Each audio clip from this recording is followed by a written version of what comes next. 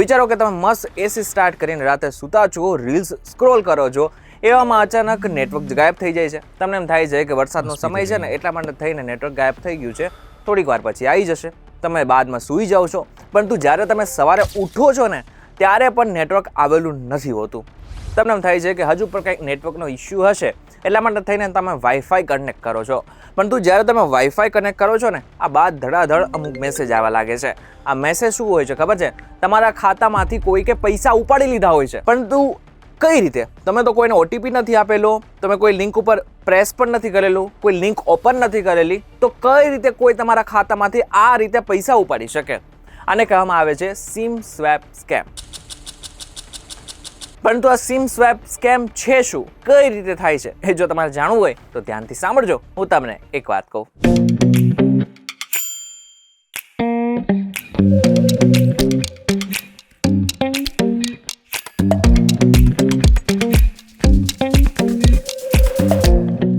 એક વખત આપનું સ્વાગત છે અને હું છું આપનો દોસ્ત કરણ ચરોતરા. સૌથી પહેલા આપણે એ સમજી લઈએ કે આ સિમ સ્વેપ સ્કેમ છે શું.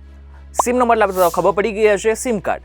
પરંતુ સ્વેપનો મતલબ એ થયો બદલવું. એટલે કે તમારું જે સિમ કાર્ડ છે એ જ કોઈ વ્યક્તિ બદલી લે છે અને આ બાદ એનો ઉપયોગ કરવા લાગે છે. મહત્વની વાત તો એ છે કે ઘણી બધી વખત આપણું જે સિમ કાર્ડ હોય છે ને એ કાં તો બગડી જાય છે, કાં તો એ ખરાબ થઈ ગયું હોય છે, તૂટી ગયું હોય છે, અથવા તો વરસાદને કારણે પણ ઘણી બધી વખત એમાં કોઈ ઇસ્યુ આવી ગયો હોય છે. એટલા માટે તમે શું કરો છો? ટેલિકોમ ઓપરેટ કંપનીમાં જાઓ છો, ત્યાંથી ને નવું સિમ કાર્ડ પરચેઝ કરો છો અને પછી એનો યુઝ કરવાનું શરૂ કરી નાખો છો. પરંતુ આ જ વસ્તુનો ફાયદો અમુક સ્કેમર્સ ઉઠાવી રહ્યા છે. તે લોકો શું કરે છે કે એ જ ટેલિકોમ ઓપરેટ કંપનીમાં જાય છે અને આ બાદ એવું કહે છે કે જે સિમ કાર્ડ બંધ થયેલું હતું ને એ સિમ કાર્ડ મારું જ હતું, એ સિમ કાર્ડ પરત જોઈએ છે, અથવા તો મારે એ સિમ કાર્ડ ફરીથી સ્ટાર્ટ કરવું છે. એટલે ટેલિકોમ ઓપરેટ કંપનીઓ ડાયરેક્ટ એ સિમ કાર્ડ ઓપરેટ કરવાનું શરૂ કરી નાખે છે અને આ બાદ શું થાય છે ખબર છે? સ્કેમર્સ પાસે સિમ કાર્ડ ચાલુ થઈ જાય છે. હવે તમને એમ થતું હશે કે શું આટલું ઇઝી છે આ બધી વસ્તુ?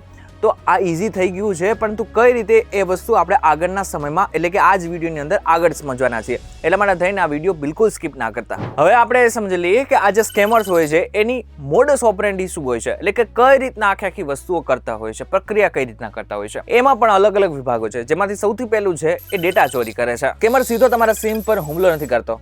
તે પહેલા સોશિયલ મીડિયા, નકલી લોન એપ્સ અને ડાર્ક વેબ પરથી તમારું પૂરું નામ, જન્મ તારીખ, આધાર કાર્ડ નંબર અને પાન કાર્ડની વિગતો ચોરી કરે છે. હવે ઘણી બધી વખત આવા સ્કેમર્સ તમને બેંકના અધિકારી તરીકે તમને ફોન કરે છે, તમારી પાસેથી બધી માહિતી કલેક્ટ કરે છે અને પછી એનો દુરુપયોગ કરે છે. બીજું છે ડુપ્લિકેટ આઈડી એ લોકો બનાવતા હોય છે. તમારી વિગતો મળ્યા પછી તેઓ તમારું નામનું એક નકલી આઈડી પ્રૂફ તૈયાર કરે છે, જેમાં ફોટો સ્કેમર્સનો હોય છે પણ નામ અને વિગતો તમારી હોય છે. ત્રીજું છે ટેલિકોમ ઓપરેટ કંપની પાસે તે જાય છે અને આ બાદમાં શું થાય છે ખબર છે?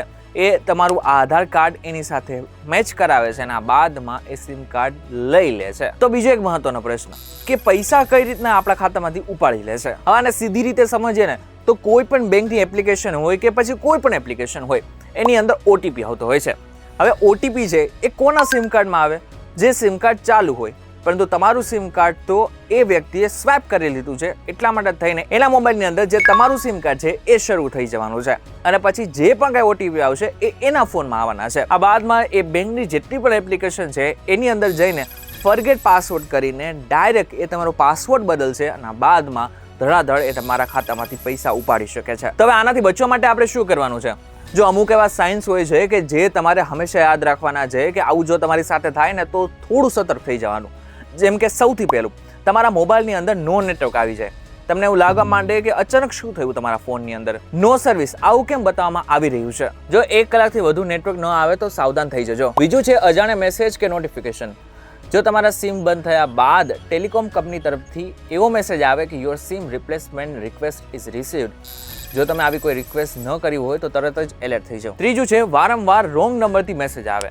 ઘણી બધી વખત આ સ્કેમર શું કરતા હોય છે ખબર છે? એ લોકો વારંવાર રોંગ નંબરથી તમને ફોન કરીને હેરાન કરે અને આવું થાય ને ત્યારે ઘણી બધી વખત લોકો શું કરતા હોય છે? પોતાનો ફોન સ્વિચ ઓફ કરી નાખતા હોય છે અને આવું થાય ને ત્યારબાદ જ એટલે કે તમારો ફોન સ્વિચ ઓફ થયા બાદ એ બધા જ લોકો સિમ સ્વેપ કરતા હોય છે. હવે આનાથી બચવાની વાત કરી જ રહ્યા છે તો એક વસ્તુ ખાસ યાદ રાખી લો કે સોશિયલ મીડિયાની અંદર પોતાની જન્મ તારીખ, પોતાનું આખું નામ, આ બધી વસ્તુ શેર કરવાનું ટાળો. ઘણા બધા લોકોને એવી ટેવ હોય છે કે બાયોની અંદર ઘણું બધું નાખી દેતા હોય છે, પોતાના બર્થડેથી લઈને પોતાના નંબર સુધી ઘણી બધી વસ્તુઓ તે નાખી દેતા હોય છે, જે આગળ જઈને તેમને હેરાન જ કરતું હોય છે. બીજું, તમારી બેંકના એકાઉન્ટમાં સામાન્ય ઓટીપી ઉપરાંત ગૂગલ ઓથેન્ટિકેટર અથવા બાયોમેટ્રિક લોગિન પણ ચાલુ રાખો. અને જો તમારું સિમ કાર્ડ બંધ થઈ જાય ને તો ઘરના કોઈ બીજા સદસ્ય હોય ને એના ફોનમાંથી ઓપરેટ કંપનીને એટલે કે ટેલિકોમ ઓપરેટ કંપની હોય ને એને ફોન કરો અને જાણ કરો કે મારું જે સિમ કાર્ડ છે એ શા માટે થઈને આ બંધ થયેલું છે. જો એવી રિક્વેસ્ટ મળેલી હોય કે તમારું જે સિમ કાર્ડ છે એને ફરીથી કોઈ બીજા વ્યક્તિએ સ્ટાર્ટ કરેલું છે